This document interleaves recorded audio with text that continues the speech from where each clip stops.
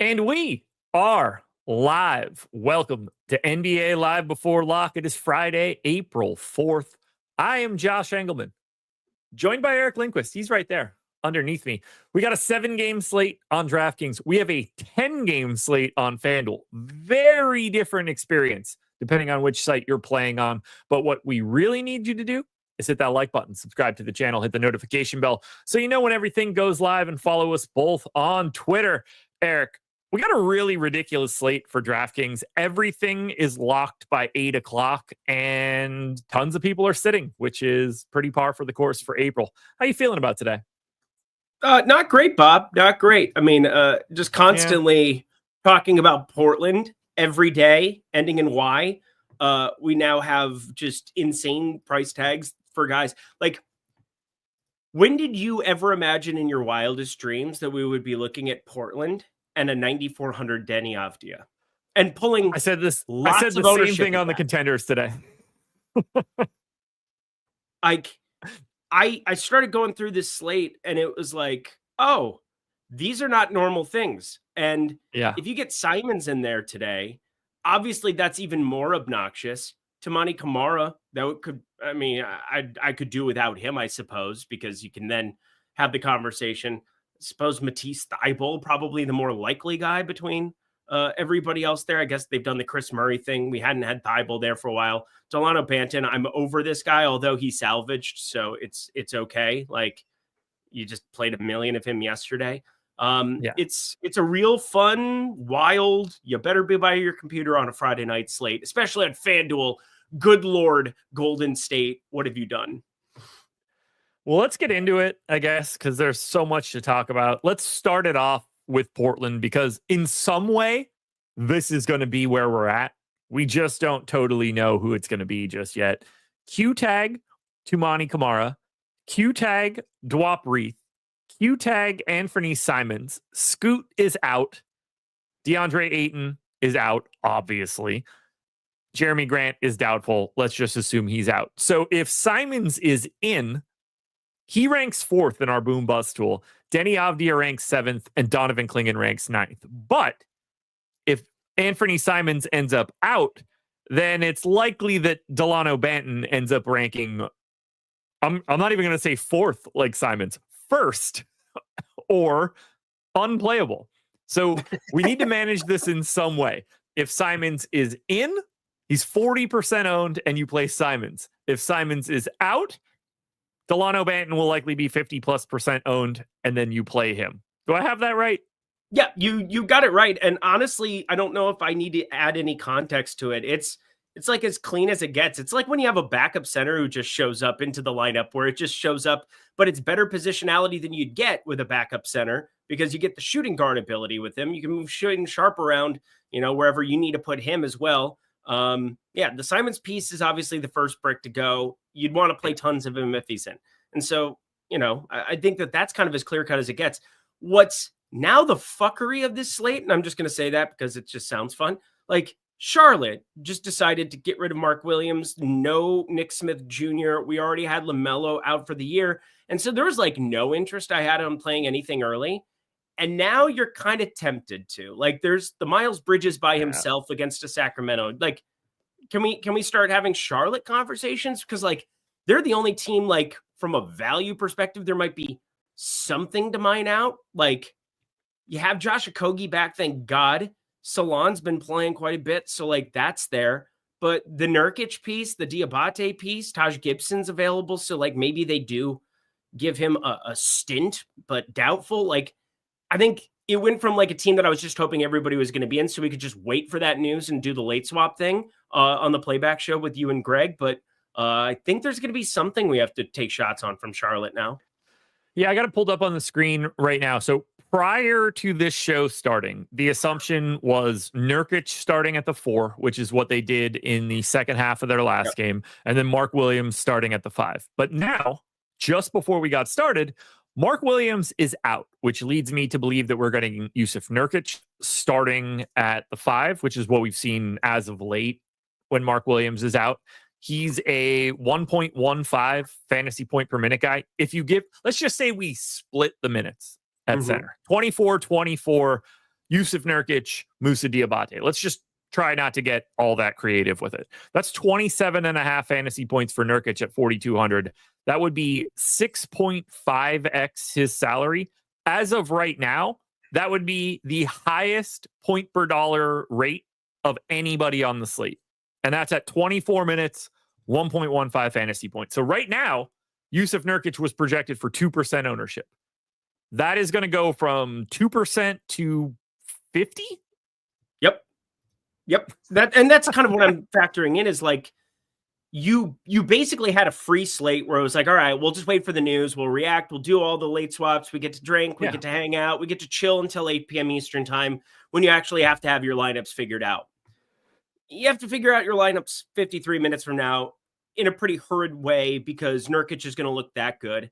And we're muting Miles Bridges minutes because, obviously they have nothing to play for. He goes from 35 to 24 against Indy, but that can also just be something where they go to 34 for the middle of nowhere, 35, and he gets all of the usage, gets all of the opportunity playing alongside Simpson and Curry.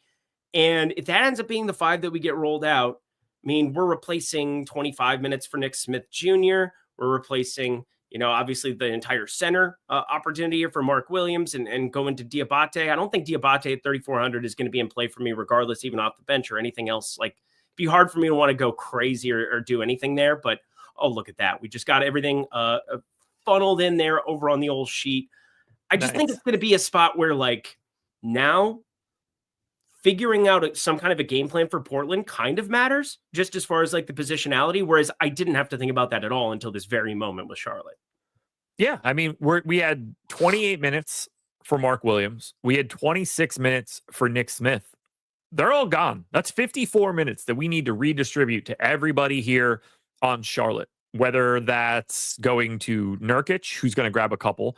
Obviously, Diabate is going to grab a couple. Those two guys are probably going to soak up most of the Mark Williams minutes, but the Nick Smith minutes need to go somewhere.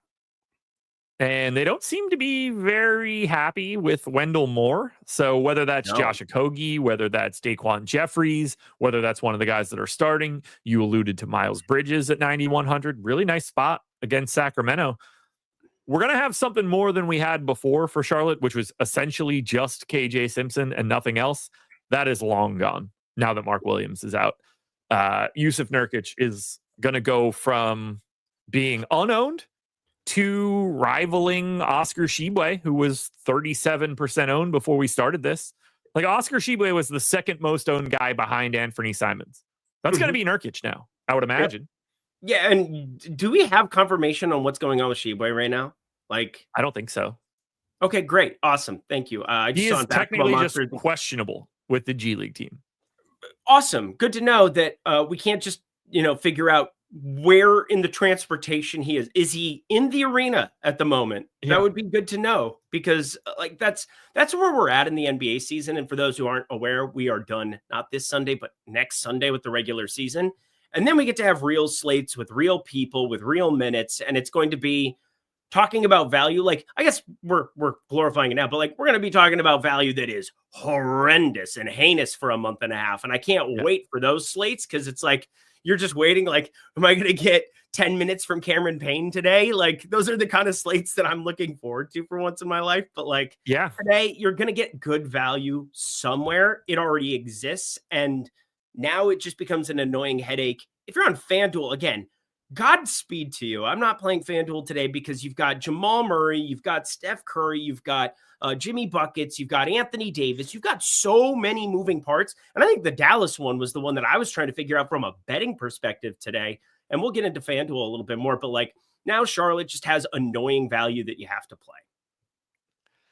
Let's talk about the highest owned pay up option on today's slate. Not a name that I was expecting to see, but the third highest owned guy before we got this show started, 9K Tyrese Halliburton taking on the Utah Jazz. We have Pacers news, or at least we thought we were going to have Pacers news. We had 3 Q tags. We had Benedict Mathurin questionable. We had Aaron Nesmith questionable. We had Pascal Siakam questionable. So I was looking at it earlier today like, well, Halliburton could be interesting. What if some of these guys are out?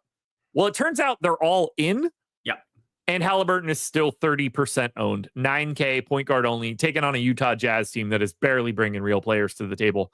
How are you handling Tyrese Halliburton today? I'm at the field right now, but I don't know if I like it. I'm playing 40 lineups and I'm just kind of going through everything individually here, right at 30%, like at the field, a little bit overowned. I get it. Like, it's Utah. You're getting the pace up. They actively are playing Isaiah Collier, who couldn't guard you or me. So that's difficult for him. I guess he's big body thotty. He probably could guard us. Let's be serious. But I look at everything on the Indy side. Now that you've got Siakam in, doesn't his ownership have to come down? Because that was a Q tag lingering earlier in the day. And I think there's just some of this like residual ownership where it was like, oh, maybe if you straddle the middle, kind of like a betting line will, where you're kind of saying, oh, he's like 50-50 for it. Maybe he was getting a little bit more ownership because I'm not going to take him over 32 minutes. And as such, he looks good. But I mean, I think that there's ways to get away from it. Like, in the range, I like Denny Avdia a lot, and we could like him a lot more, depending on injury news, how stuff pans out there. It's just like a different lens of which we have to look through Denny Avdia right now. With some of these rates are just outrageous for the guy.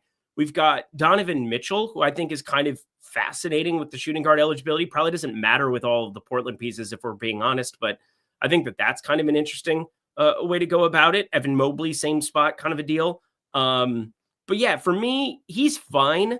I just think when you've got so much guard value on Portland and when you've got some other spots to potentially be paying up for, Cade Cunningham at point guard, just from a raw points perspective, if he plays, I'm not going to think anything like SGA as well at point guard. Like, I think there should be access to get to both of them from a raw points perspective, which makes Halliburton look less necessary if he's going to be overowned in tournaments.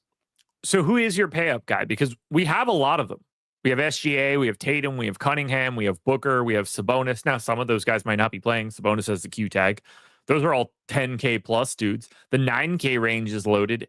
Giddy at 9,900, Avdia at 9,400. Two things we didn't expect to say. Donovan Mitchell at 93, Alperen Sengun at 92, Bridges at 91, and then Halliburton at 9K. Who is your preferred pay up option? I omitted his name on purpose, and then you brought him up. He is your white of the night. He is your nuke of the night. Like, I have so much Josh Giddy. It is outrageous, dude.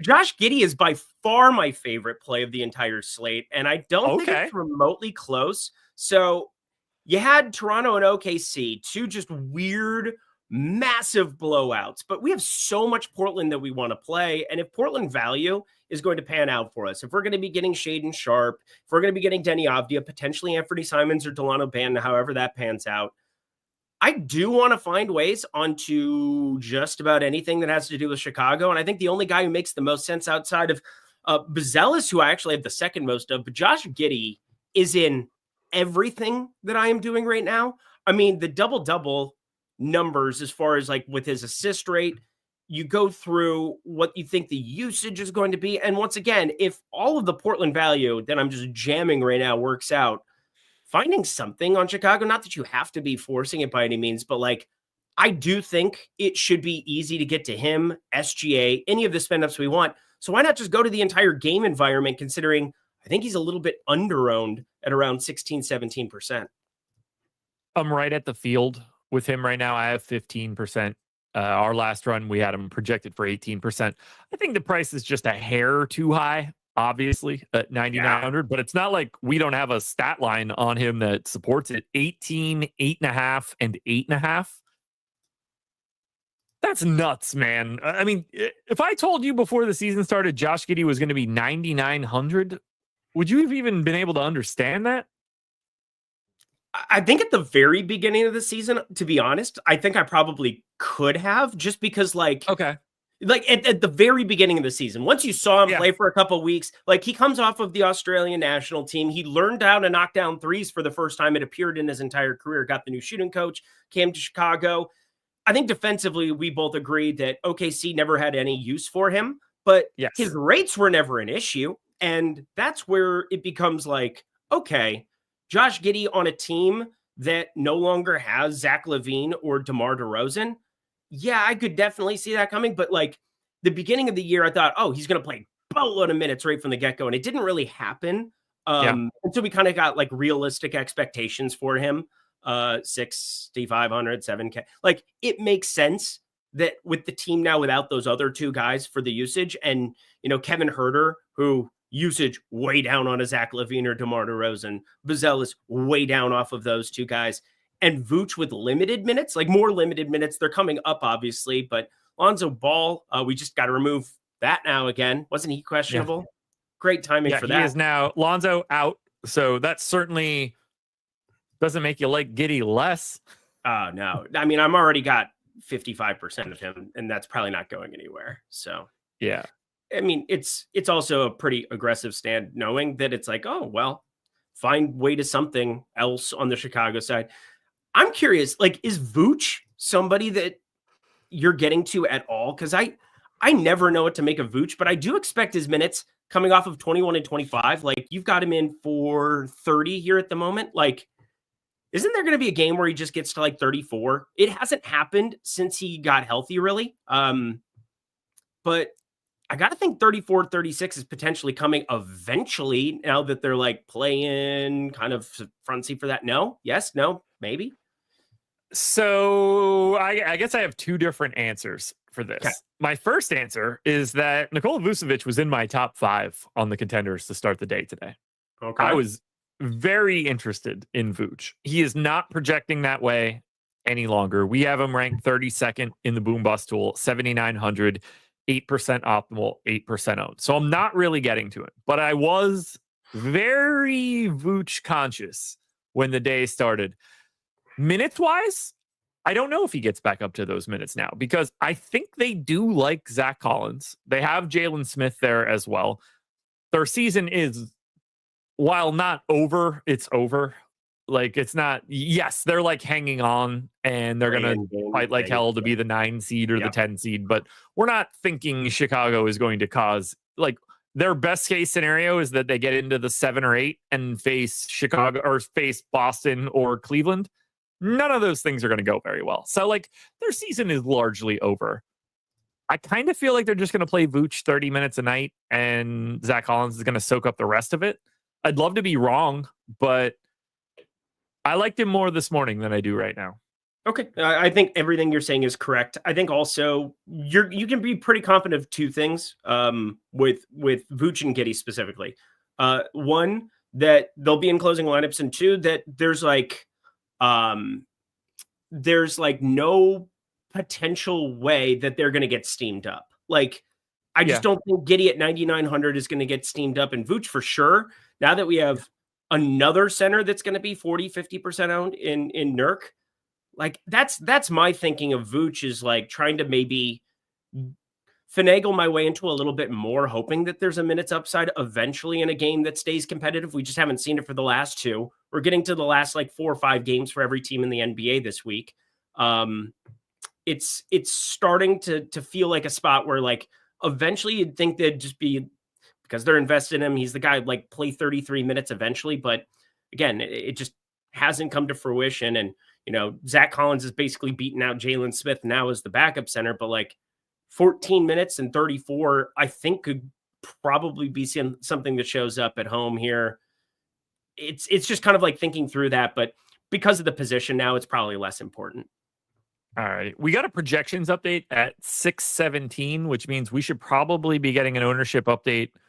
Oh, we got another projections update at 6:20. We should be getting an ownership update in like the next couple of minutes. So we'll be able to get that data refreshed on the page so that you guys can see it, because I know you guys are going to care. Let's go to Toronto, because there's a lot of weird stuff going on here. Just before our show got started, we got the news that Scotty Barnes is going to be out, which you can see on the screen with him represented with 0 minutes. So we have Jonathan Mobo getting some ownership, Jamison Battle getting some ownership. AJ Lawson is now more interesting at 3,300 at shooting guard. I know we're still waiting on a little bit of updated information, but it seems like a spot where we're going to be getting to some of Toronto. Yeah, the Toronto spot is really, like, I don't know what to make of it. I mean, you just go through Popcorn Machine and try to figure out what you want to do with some of these guys. They have enough bodies, like, but Agbaji played 21 and a half minutes yesterday. He's out. You had Scotty Barnes. RJ Barrett, neither of them closed. They were down $1 million at the time to the Blazers. So it makes sense that didn't occur. But like, I'm just trying to figure out what this starting lineup is going to be. And I feel like it's almost like a fool's errand. It comes out half an hour after we get those centerpieces, though. And that's where, like, with Jakob Poeltl, Emmanuel quickly in there, I doubt I touch too many pieces of value. But I mean, who are you even like contemplating getting to outside of Jamison Battle, who's already like pulling some kind of ownership? Jonathan Mogbo, but like, I'm not a big Mogbo guy here in this spot because like they have Orlando Robinson, they have is it Swider? Cole Swider? Who the hell is that? Okay. Exactly. That's exactly who he is. I assume I'm getting some Battle and some Mobo. I had 20% of Mobo and 30% of Jamison Battle on my last run. Those minutes really aren't going anywhere. Sub 4K guys. I got a ton of AJ Lawson, but I think that was because he was showing up for zero ownership. But we had AJ Lawson on our last projections run as a 6.4x value. For reference sake, 6.4x value is the number one value play of the day. So just putting that out there. $3,300 AJ Lawson with 25 and a half minutes. No one on a point per dollar basis is projecting better in our projections right now. So, oh, great. So I had him for like 20. So that'll change. That's good. Deegs says Mobo's props jumped in the past 30 minutes. I wonder what happened. Yeah, I can't imagine. Yeah.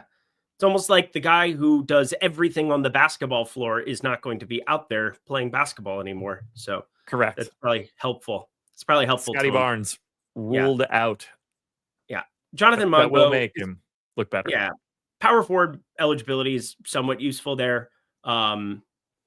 Just not somebody that I was getting to a lot before this show. Obviously I had way under projected AJ Lawson.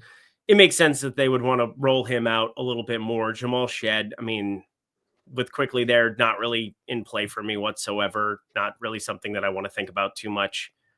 Yeah, it's pretty straightforward. I think you play some of the cheapies. You're not going to play quickly and Poeltl because what those minutes just can't be. Jacoby Walters, interesting, but 4,400, man. It's starting to get to a place where you just can't really click that button anymore. I bet him yesterday. That didn't go well.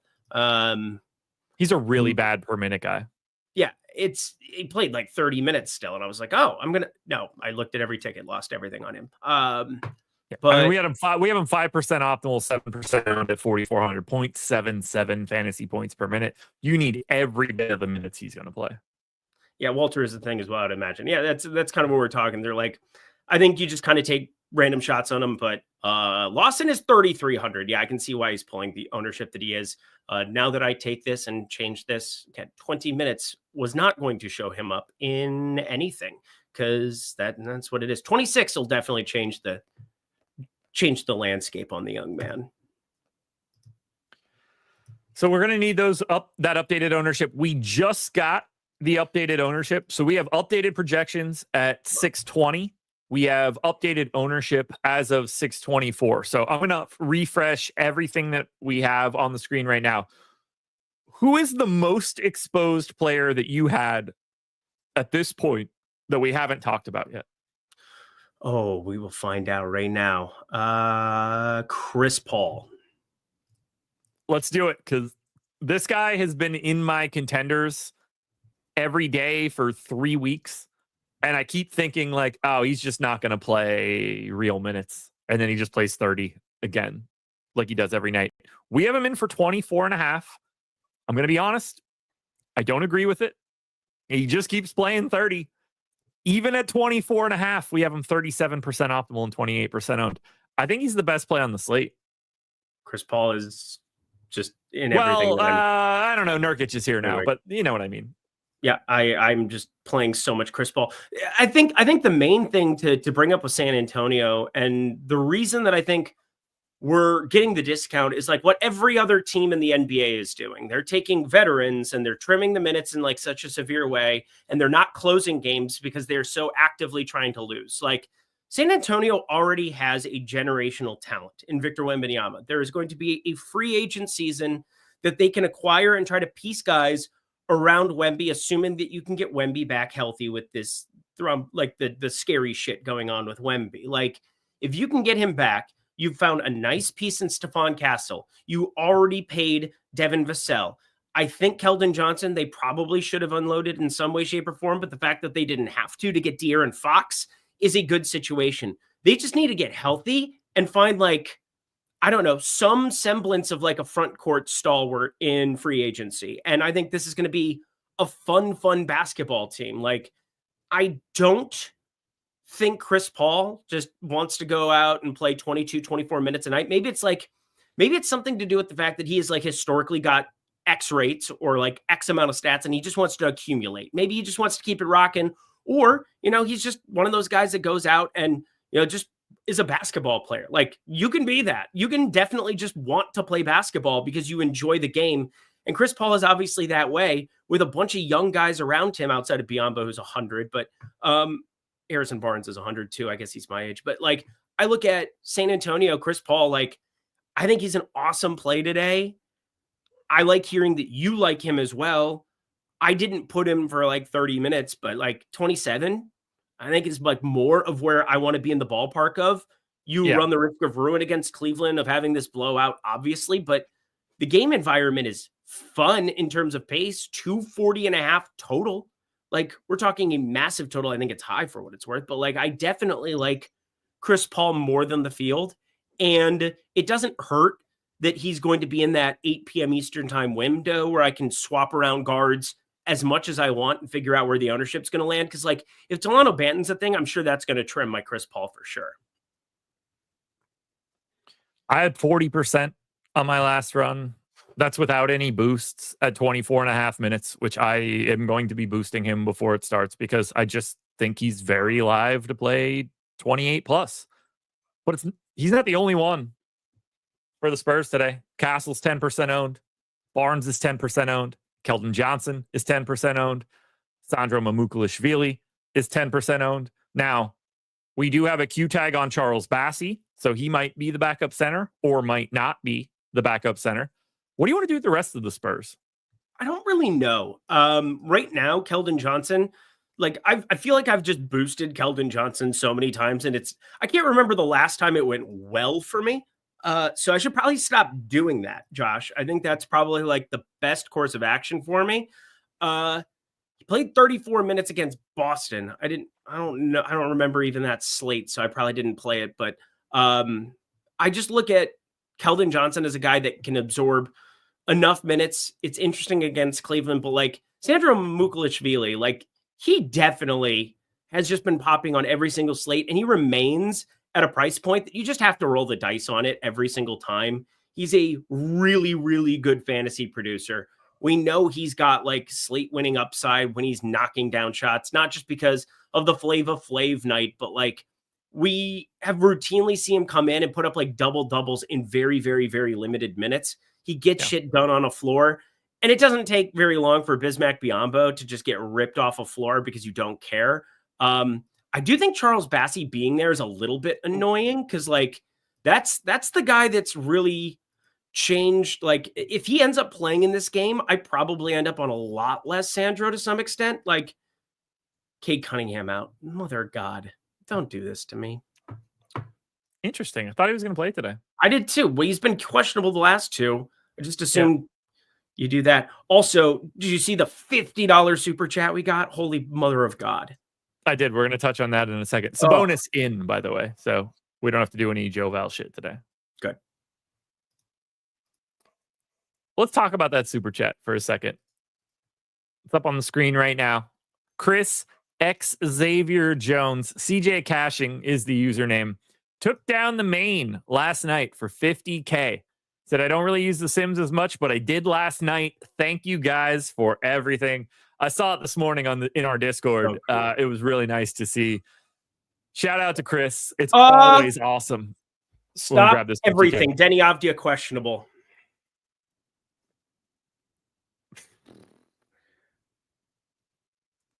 Chris, congratulations. God, dude, CJ Cashin at the top of everything. My dude, you've been absolutely crushing it. I want to give you all of your flowers, but I know you also want us to touch on Denny Avdia being questionable so we can win money on this slate. Holy shit, Josh. Yeah, I mean, this was the guy that was ranked 6th in the boom bust tool, and he was in the top 5 when I did the video earlier today. I think he was 2nd. He's 9,400. He was 25% owned. And now we have to kind of assume that he's not going to play. Like, generally speaking, when you have these late Q tags, that guy's probably not playing. And if that's the case, one, it already makes Delano Banton look a little bit better. I mean, a lot of those minutes are probably going to Jabari Walker and Chris Murray, but it opens things up for the rest of these guys, and it takes off one of the, 10 best plays of the day. That's going to be very important, and it's very likely that we don't expect him to be playing now. So we got the Hornets. Sorry, we got the Hornets lineup: Simpson, Curry, Jeffries, Bridges, and Nurkic. So Daquan Jeffries back into the starting lineup. Nurkic starting in place of Mark Williams. That's pretty much what we would have expected in this case. What was Jeffries' price, I guess, was the main thing, because like he's 4K. He's not going to look all that good, but 4K is we had him in for 28 minutes at 4K. That's 4.5x value. Nurkic, on the other hand, 54% owned, 66% optimal, the number 1 guy. KJ Simpson, 30% optimal, 37% owned, the number 2 guy in the boom bust tool. Well, I'm a big Bulls fan today because on NoVig today, our new partner, we definitely we are backing the Bulls today. Go team. Also, Anthony Simons, we want him to play now. That's the other important thing. Cool. Got that done. I feel like Greg now. I feel like Greg on a show. I feel that's nice and empowering. NoVig and Profit X, good stuff. We have Yusuf Nurkic coming in at 50% owned. We have KJ Simpson coming in at 30% owned. One of those guys is at least mildly relevant for this conversation. Don't know if we're going to go that direction, but maybe you guys are interested to find out who's going to be today's white of the night.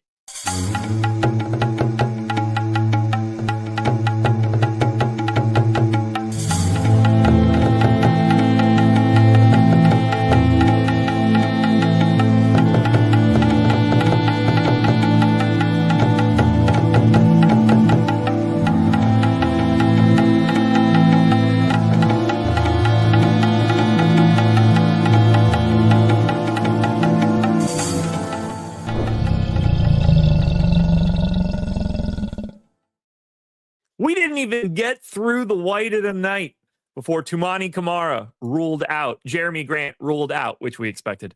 Dwop Reith ruled out. Still no Anthony Simons news, but now we have a Q tag on Anthony Simons, a Q tag on Denny Avdia. Tumani Kamara, a 35-minute starter, is now not playing. Dwop Reith, a 17-minute backup center, is now not playing. Portland's a thing more than they were before, and they were already a thing. They were a thing before they were a thing, and now they're definitely a thing, because the thing that they are is the thing that you should be playing, and you should be playing lots of them. And I don't even we're not going to play Chris. Matisse Thybulle is going to play a fuck ton of minutes tonight, Josh. Like, that's the guy that I'm the most worried. He sucks from a fantasy perspective normally. He's been better-ish, but it's a very limited sample, and it all comes by way of stocks. On FanDuel, I think you're probably going to find him somewhat unavoidable just because of how that always ends up working out. I'm pulling up Matisse Thybulle here. I'm also uploading my MLB lineups, so got in the last run of that here, 10 minutes to go. I won't have to think about that anymore, but my guess is Jabari Walker. 45. Jabari Walker is, it's locks in 9 minutes for anybody not paying attention. Pay attention. Oh, Aaron Judge hit a home run, so it's another day ending in Y. But I look at Jabari Walker as really, what do they end up doing with him? Because backup center is Jabari Walker, right? Has to be. They don't have anybody else. So he also is going to play some minutes at the 4, and you're looking at Chris Murray, who's by far the worst fantasy producer out of all of these dudes. So the apocalypse, the thing I don't want to see is Chris Murray's name show up on the screen. Assuming, he's probably starting if Denny's out. Oh, shit. We're probably going to get Banton, Sharp, Klingon. Fuck.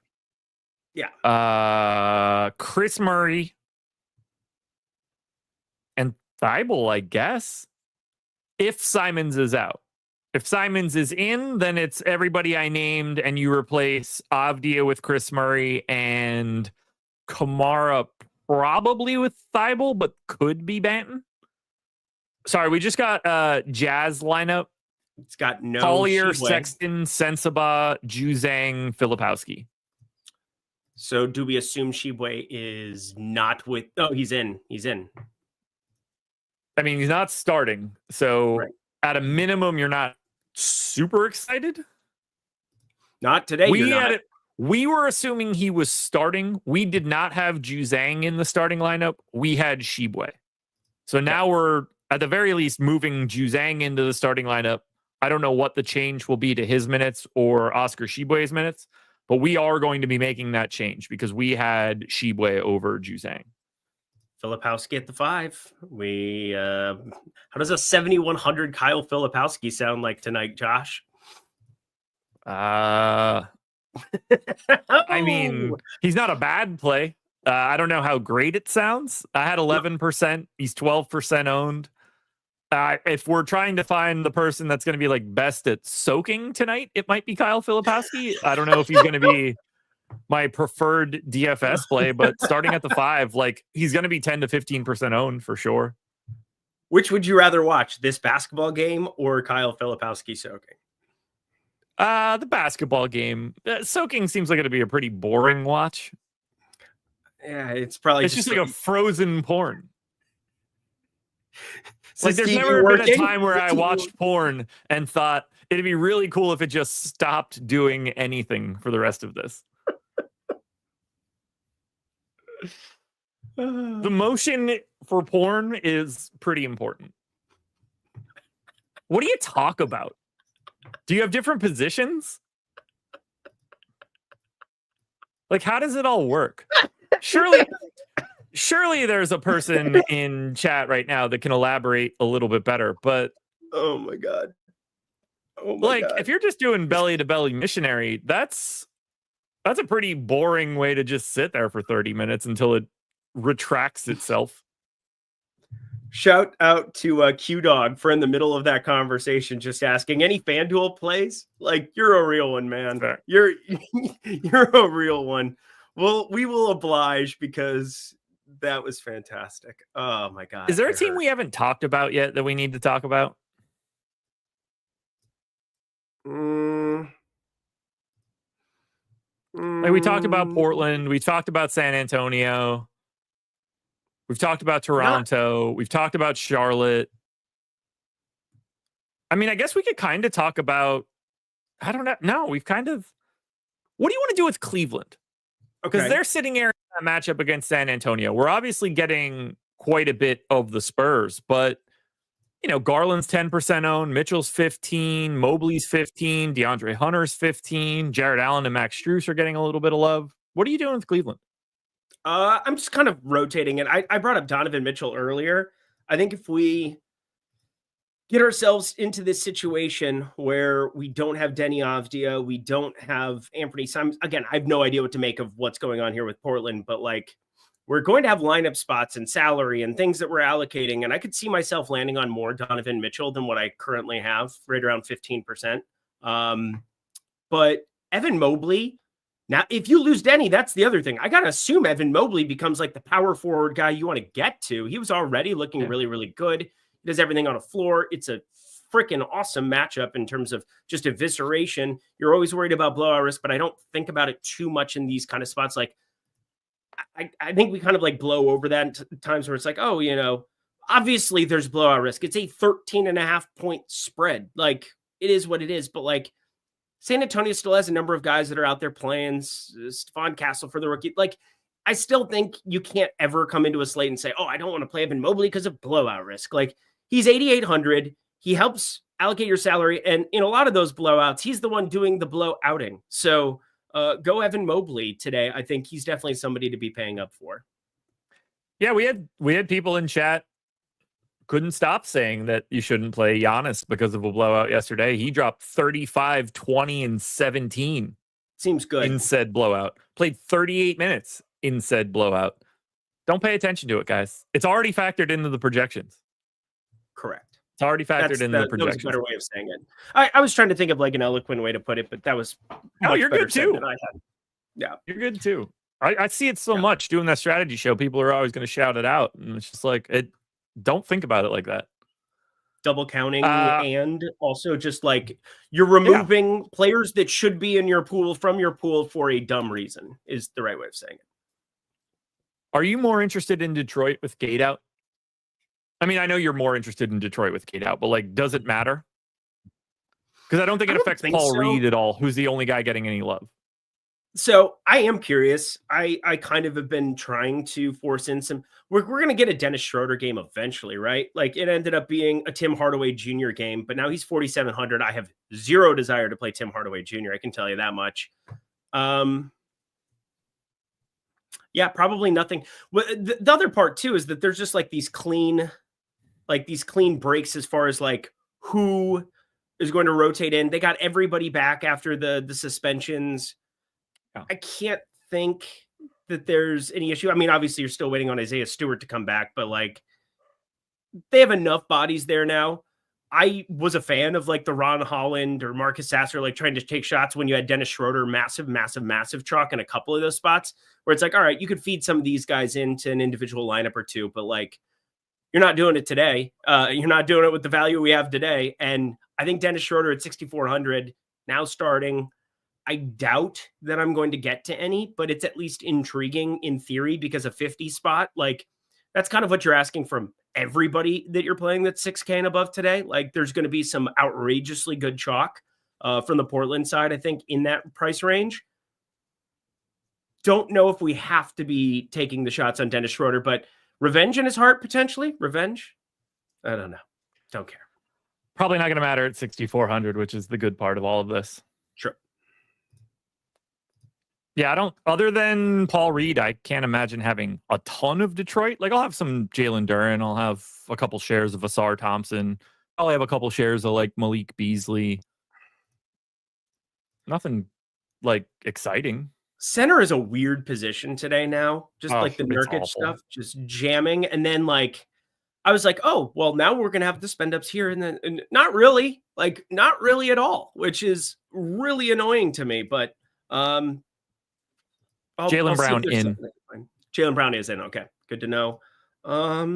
We got a projections update at 6:44. So we should probably expect ownership sometime in the next 2 minutes. At that point, that's probably going to be our jumping off point to get our lineups in. Amazing. MLB slate just started. Hopefully you got that in.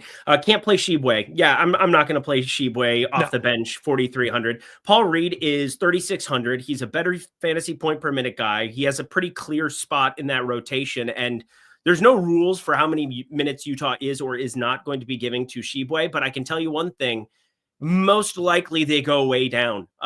You definitely have him playing backup 5, but backup 5 at 4K range as opposed to Paul Reed 3,600. I would much rather take that line than the opposite.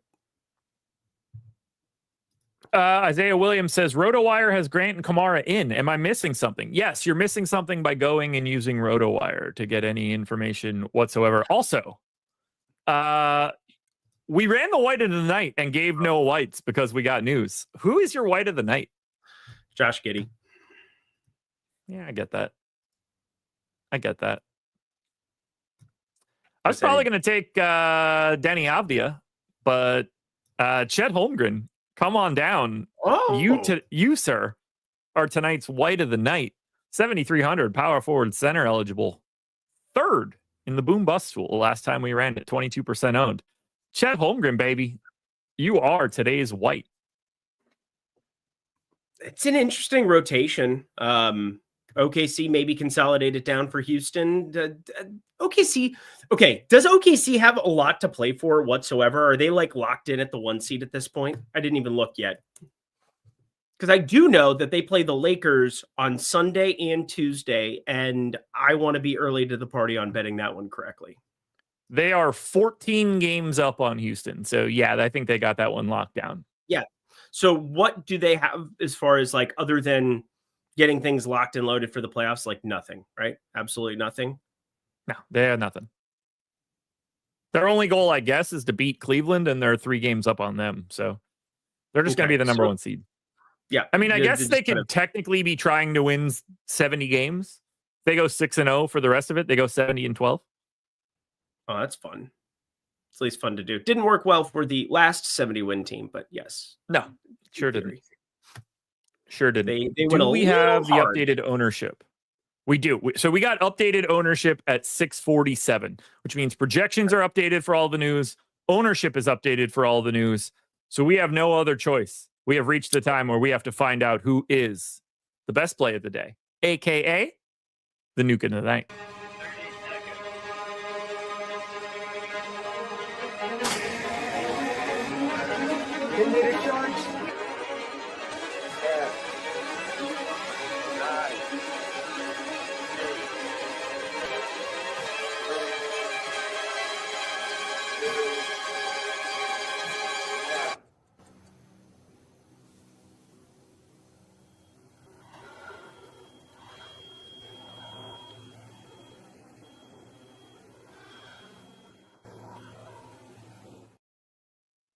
The nuke of the night is here, folks. Do you want to know who the best play of the day is? We're about to find out. Eric, who is your nuke of the night?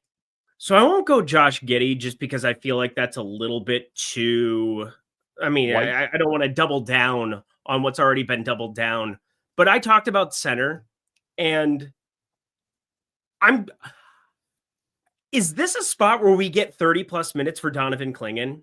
Because the more I work through Portland and keep trying to figure out what I want to do with Portland, I feel like Nurkic is just like a dude you're getting. So you just deal with that. But like, as I'm working through Portland specifically with no Duop, with obviously we have been without, other centers there forever, with Jabari Walker being the guy who's your backup 5, I suppose. But like, it feels like a game you could just finally unleash a Donovan Clingan. And against Vooch here, defensively, like there's opportunities to potentially be picking up stats in that department. And it just feels like an undervalued piece. And I think everything else is going to get crazy amounts of ownership from Portland. But as I'm just like finishing out this team and trying to figure out what I want to do with it, the path to Donovan Clingan playing 30-plus minutes is just so clear cut now. Like they've done everything they could to not do it. And now you just kind of have to do it. I think he is so low owned if he's going to be, what is his current number in our last run? 8.5%, 9%. Donovan Clingan, nuke of the night now. I like it. Ranks 13th in the boom bust tool, 5,800, 27.5 minutes, 1.15 fantasy points per minute, 18% optimal, 14% owned. We still have Denny, 30% owned. We still have Simons, 40% owned. Both of those guys might leave this game, which is just absolutely crazy to think about. I like the Clingan shout though, man. I'm running my sim right now. I'm going to wait to give out my nuke for like 2 minutes until I put this one in because I want to make sure that I'm giving out the goods. We've had so much news over this past 45 minutes that I'm not entirely sure of what I'm going to be getting to. So I'm refreshing everything now. I'll have it in like 2 minutes. Apologies for the late nuke, but I need to find out what we're doing here. It's fair. Appropriate information is better than made up information. I'm literally doing everything. Yes. So yeah, that's awfully nice of you. Are you seeing anything in your exposures that we hadn't talked about? I will tell you here in 2 seconds. I did one more run here as we got everything updated. I will say I have way less Jonathan Mogbo. I have less KJ Simpson than the field. I have more Chris Paul than the field still. I apparently cannot let go of this guy. So that's cool. Way over on Josh Giddy. Way over on Nurkic. He's in almost everything that I'm doing. SGA, over on SGA as well. Dennis Schroeder showing up in 15%. I'm happy with that.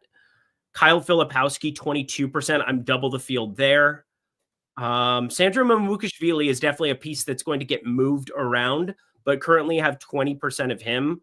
I think that's about it. It's noticeable. Oh, zero Shibwe. We got a question from Eric Goodwin earlier, said top 5 by position on DK. We're going to go ahead and amend that question to top 1 by position on DK, because there's absolutely no way we're giving out the 5 best plays at every position. But who is your favorite point guard for today? Anthony Simons. Assuming he plays. For now, yeah. For now, I think that's a very reasonable stance to take. Give me... I think give me KJ Simpson. Okay. Give me KJ Simpson. Shooting guard. Shaedon Sharpe. I saved him for that. Agreed. I don't have a different name there. I'm expecting it to be Shaedon Sharpe when all is said and done. Small forward. Where did that go here for me? That is... I don't have anybody pulling like a massive amount of ownership. Jalen Williams at the moment. I haven't said his name. Okay. Give me Asar Thompson. Okay. Power forward. Who you got? Jabari Walker. Yeah, I think he's going to be kind of tough to avoid for value now, given all the news that we've gotten. Prior to this, Mobo probably would have been my answer, but Jabari Walker is in a very different scenario than he was before. Yep. And then center. Nurkic by a country mile. Nurkic is the best guy. However you want to rank Chet, because he is a center here, slightly different, but give me some Chet. You got the power forward eligibility, but I think he looks pretty good today. Yes, he does. So we have 6 minutes to go. Projections are updated. Ownership is updated. I've got my final sim running right now. Are you seeing anything weird in your exposures? You got anything that you were just like, holy shit, I didn't want to do that? I'm sure I will here. And I'm doing one more little run through here. No, it looks really Portland heavy. It should be pretty Portland heavy. Just jamming Nurkic early. Trying to think of anything else that really looks. What did you end up doing for spend ups here? This is probably the last thing, is kind of figuring out where you're going with money, because we have value. Spend ups are interesting. Josh Giddy, I'm playing eternal amounts of. That was never going to change. Okay. I am pasting my lineups in right now. So I'm going to find out in about 30 seconds, and I'll make sure that I'll let everybody know what the hell my nuke is going to be, but I have no idea what this is going to be. I just ran it now. I just submitted my lineups now. My most exposed pay up option is, oh boy. I guess technically Shea. I have 17%, but I have 20% of Giddy, Avdia, Mitchell, Şengün, Halliburton, and Mobley. So all those guys are the same to me. SGA, Giddy, Avdia, Mitchell, Şengün, and Halliburton are all, and Mobley are all in about 20% of my lineups. The guy that I'm most exposed to at this moment right now is Dennis Schroeder. Yeah, I was going to bring up Dennis Schroeder because I just reran stuff. He's in 90% now. That's way too much, Dennis Schroeder, but I just reran it. Him and Asar Thompson, that's the thing that's the most surprising to me. I'm trimming 44% of Asar. I have a lot of Detroit now. Yeah, that was the thing that changed the most from before. I mean, I totally get it. And I do think we're kind of just making way for a little bit of Malik Beasley too, 24% of lineups. Yeah, Detroit's definitely the thing that changed the most from the last 2 runs. And, you know, this game starts at 7:30, so I'm not all that worried about it. We've got Sacramento, Charlotte, Utah, Indy updated for 7 o'clock. The amount of Dennis Schroeder that I end up with after this swap in 25 minutes when we're on playback, probably going to be a little bit different. But for right now, he is my most exposed play. So call him the nuke of the night, but very alive to be swapping off of some of it as we get a little bit further forward into that late swap area, because we have 2 more games locking at 7:30, 3 games locking at 8, and then the DraftKings slate is just done. FanDuel's got the 10 o'clock and the 10:30. Spurs will be very, very conservative with Jeremy Sohan over the final week. Yeah, I bet they will. Just say he's out, man. There's 9 days left in the season. Just say, fuck it. He's not an all-star. There's no rest anything for Jeremy Sohan. You could lie about all of it, and it doesn't matter. He's not that guy. He's not Lauri Markkanen. It doesn't matter what you do with anybody that didn't make an all-star game. So just sit him, brother. Just sit him. Fantastic. Who's your most exposed guy that you didn't expect to see? Thompson, probably. Yeah, he's my 3rd most exposed player right now. Yeah, as I'm finishing it up, he just small forward has nothing. That has to be it. Like, small forward just has nothing. And when we got the projections push for that for Detroit, I had ran something like right before that came through, and now that I'm running it right after that, Paul Reed, getting more of him. I think that's just Shibwe going bye-bye. Sard Thompson, I have in 44% of my lineups, and Dennis Schroeder 65%. So I feel pretty good about limiting a little bit of what I was getting there. I was getting so much Dennis Schroeder. But yeah, 68% Yusuf Nurkic, my highest owned now. Eric, tell the people what content you've been putting out lately before we get out of here. Oh boy. So I do Lindy's Leans, Likes, and Locks over on the OddsShopper channel. You guys can go check that out. I'm doing an OddsShopper Tail show every single afternoon here, starting up again now next Monday. Had some weird scheduling stuff this week with MLB showing up.